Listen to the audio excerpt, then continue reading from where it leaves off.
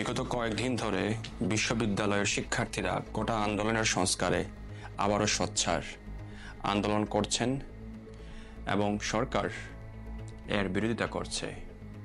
যদিও 2018 সালের কোটা সংস্কার সারা দেশে ছড়িয়ে গিয়েছিল, এমনকি পশ্চিমবঙ্গ, ভারতেও ছড়িয়ে পড়েছিল এই কোটা সংস্কার। তখন সরকার পিছু হটেছিল, কোটা সংস্কারের পক্ষে কোটা বাতিল করেছিল। তবে চলতি বছরের মাঝামাঝি সময়ে এসে হাইকোর্ট আবারও সেই সিদ্ধান্ত থেকে সরে এসে নতুন করে রায় ঘোষণা করে এবং আগের সেই কোটার পক্ষে রায়টি বহাল করে। কোটা সংস্কারের যে ঘটনা 2018 সালে শুরু হয়েছিল, যারা এই আন্দোলনে যোগ দিয়েছিলেন তারা বর্তমানে ছাত্রলীগের অনেক নেতা হয়ে গিয়েছেন।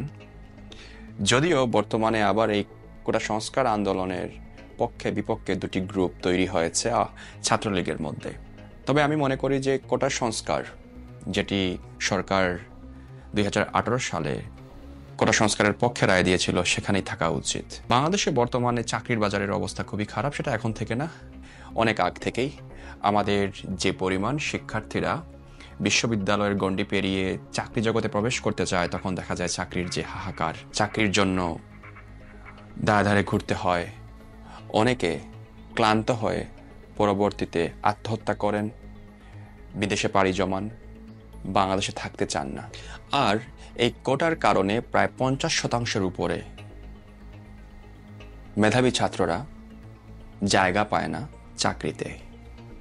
এছাড়াও তো আছে ঘুষ বাণিজ্য, দলাদলি, তারপরে হচ্ছে যে মামা খালু চাচা না থাকলে আপনি জব পাবেন না, অথবা আপনি যদি সরকার দলীয় কোনো নেতা কর্মী না হন, সেখানেও একটা প্রশ্নবোধক চিহ্ন থেকে যায়। আমি মনে করি যে এই কোটা সংস্কার আন্দোলন যৌক্তিক। কেন? কারণ হচ্ছে আপনি দেখেন যে আমরা এই কোটা নিয়ে কিন্তু, কোটা সংস্কার নিয়ে কিন্তু অনেক পক্ষ বিপক্ষে আছে। এমনকি আমরা দেখেছি যে মুক্তিযোদ্ধার নাম ব্যবহার করে সংগঠন এর বিপক্ষে দাঁড়িয়েছিল, কোটা সংস্কারের বিপক্ষে দাঁড়িয়েছিল। তবে আগের যারা মুক্তিযোদ্ধার সন্তান বর্তমানে আছেন, তাদের যে পরবর্তী প্রজন্ম কতটুকু শিক্ষায় শিক্ষিত হচ্ছে, সেটা কি আমরা দেখছি, সেটা কি আমরা জানছি, নাকি শুধু ওই মুক্তিযোদ্ধার পরবর্তী প্রজন্ম হিসেবে আমরা কোটার সেই বেনিফিটটি নিচ্ছি? এছাড়াও আমাদের তরুণ সমাজকে চাকরি থেকে অথবা পড়ালেখা থেকে আমাদেরকে পিছু হটাচ্ছে, অথবা আমাদের যে সামনের দিকে যে জেনারেশন এগিয়ে যাবে শিক্ষা গ্রহণের পর, ইউনিভার্সিটির একটা স্টুডেন্ট যখন সে কমপ্লিট করবে গ্র্যাজুয়েশন, তারপর সে যখন চাকরির বাজারে প্রবেশ করবে, তখন তার মনোবল ভেঙে যাবে। আমরা সেটাও চিন্তা করছি না। 2018 সালে যখন এই কোটা আন্দোলন হয়েছিল, তখন নির্বাচন, সেখান থেকে পিছু হটা, এরপরে আবার এখন সেটাকে আগের জায়গায় ফিরিয়ে নেওয়া, সবকিছু আমি মনে করি যে সরকারের কারণেই হচ্ছে।